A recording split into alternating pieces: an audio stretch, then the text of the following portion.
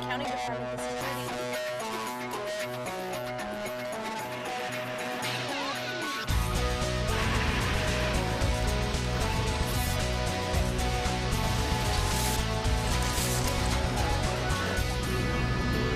Lee! The Davis Group just rejected their new brochure. Look at that. How in the world can you let it go out like that?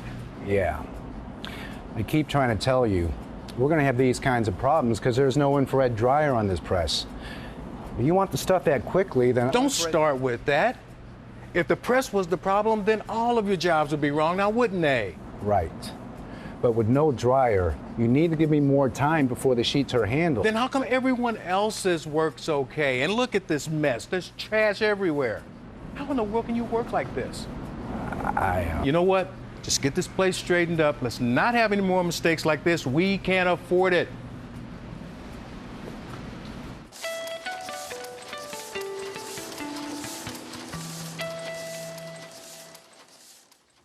All right, I'm okay with cooperates with other team members to achieve results, so I'll mark you as meet standards for that one, Lee.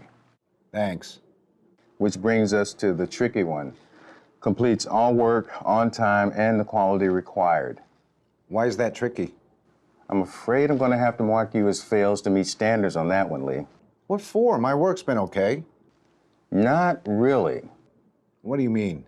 What do I mean? Well, there's your work area for a start. It looks like a dumpster. It's a disaster area. You never said anything. I think I did. I'm always telling you to get your area cleaned up. And then there's all the mistakes you've been making. What mistakes? What mistakes? The Davis Group's brochure for starters. That's one. What else? If that's not bad enough, you're always missing deadlines. When did I miss a deadline? Look, I'm not going to sit here and quote you chapter and verse on all the jobs you've messed up. The point is, we both know your work isn't up to par. So I can't sit here and say, yes, he meets the standards, can I? I mean, honestly, can I? Look, just get yourself organized, pay attention to what you're doing. I mean, just try harder, and let's see if you can do better during the coming year, all right? Hey, Carl. If you've got a minute, I need to discuss a concern I have with you. Okay. It's about Lee. Oh, no. What's he done wrong now? Oh, nothing. Just he came to see me yesterday and, well, he's not very happy. Not happy? What's he not happy about? The feedback you gave him at his performance appraisal. He just doesn't accept that he's failing to meet the standard we set.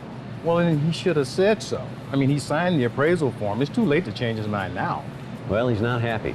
And I read your notes on the appraisal. You were pretty harsh with him, Carl. Well, somebody's got to tell him that his work stinks. And he's been unreliable. Well, did you discuss that with him? I mean, ways to improve his performance? Yeah, I told him. Don't think it's going to make any difference, though. Is he capable of delivering the performance that you want?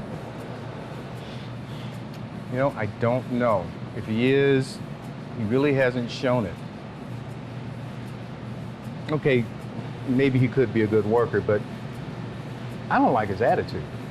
But don't you think we should at least try to turn his performance around? Well, I thought I did. What do you want me to do? Look, let's talk somewhere where it's more comfortable. Why don't you come on to my office? Carl, when you give someone feedback, what are you really trying to do? Well, I'm trying to let him know what I think about him, I guess. Why? Well, so they'll start working better? That's exactly right. The whole point of feedback is to improve someone's performance. There's no purpose in doing it otherwise. No, I guess not. So everything you say and everything you do when you're giving feedback needs to be done with that in mind. If what you say is not going to help someone improve their performance, then you shouldn't say it. Let me ask you this. What do you think the effect of your feedback is going to be on Lee? Knowing Lee, he'll just dig in his heels and get worse. What should I have done? I always use a structure called C.E.D.A.R to help me in feedback discussions. C, to clarify the performance I expect to see. E, to explain how I think the person is actually performing. D, to discuss the reasons for the difference between the two. A, to agree on steps to fix the problem. And R, to review the outcomes. C.E.D.A.R, C.E.D.A.R. Now, to start with, you need to clarify what you expect from the person. Remember when you and I were both so worried about Kene not completing all her tasks? Oh, yeah, I almost forgot about that. She's doing great now, but for a while she had a real challenge getting to those customer follow-up calls. That's right, until I gave her feedback. Kene, what I'd like to do is discuss a concern I have about your performance. Okay. Let me tell you what's worrying me, and then I'd like to hear your take on it, okay?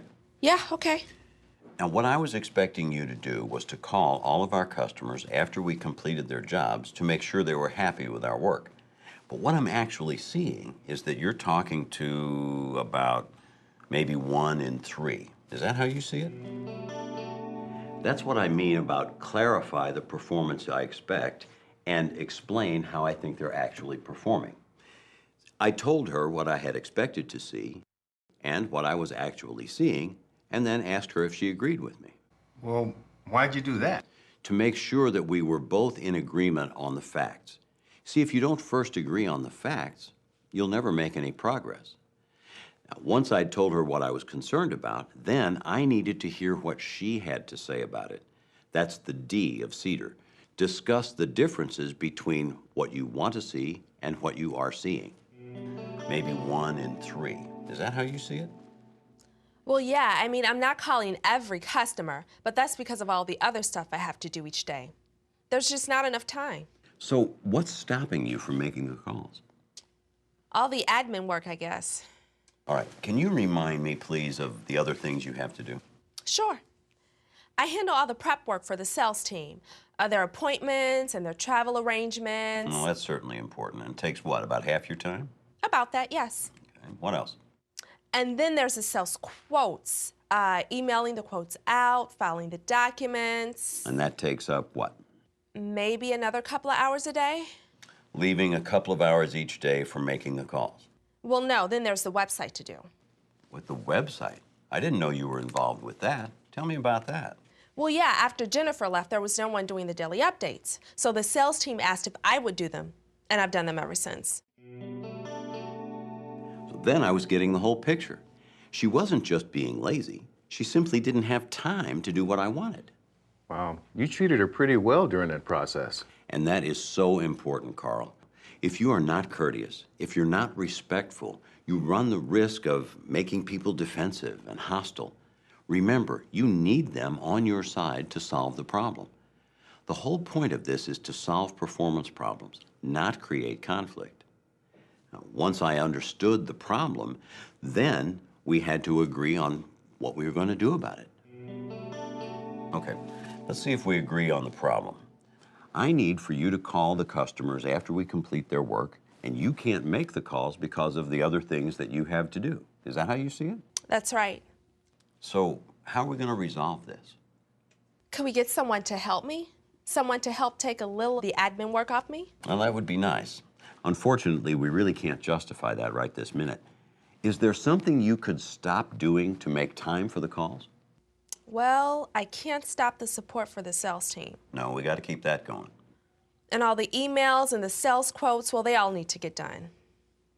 I could stop filing for a day or so, but not indefinitely. What about the website? I guess I could stop that, but that means the daily updates wouldn't get done. Okay, and what would be the effect of that? Well, I'm not sure if there's actually any effect. The sales team just like for the website to look different each day. It keeps it fresh. Well, that's a nice luxury to have. But do you think it's as important as calling the customers? No, not really. What if you made all your calls first and then refreshed the website on days when you had extra time left over? We talked to the sales team about that. Okay, but that really wasn't a performance problem, was it? That was more a misunderstanding about what you wanted. You're right. But you know, so many performance problems are simply misunderstandings about what you want. And that's why clarifying the performance you expect is so important. Now, finally, we had to review the outcome. Now, it's very easy just to leave things there and think you've solved the problem. But until you review the outcome, you can't be sure.